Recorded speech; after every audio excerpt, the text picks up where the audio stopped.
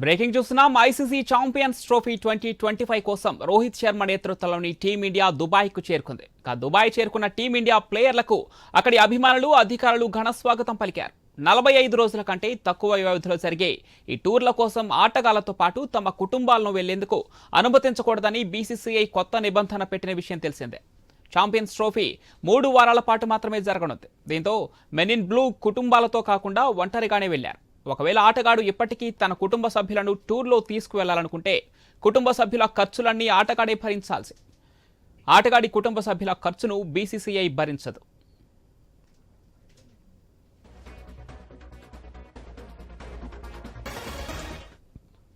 Champions trophy మ్యాచ్లను hybrid మోడల్లో ఆడనుంది team India. Bharat తన అన్ని మ్యాచ్లను దుబాయ్లో ఆడనుంది.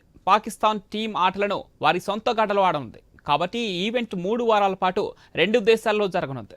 టోర్నమెంట్ ఓపెనర్ ఫిబ్రవరి 19న కరాచీలో ఆతిథ్య దేశం పాకిస్తాన్, న్యూజిలాండ్ మధ్య జరగనుంది. ఫిబ్రవరి 23న పాకిస్తాన్తో తలపడే ముందు టీమిండియా తమ ఓపెనింగ్ మ్యాచ్ను ఫిబ్రవరి 20న బంగ్లాదేశ్తో ఆడనుంది.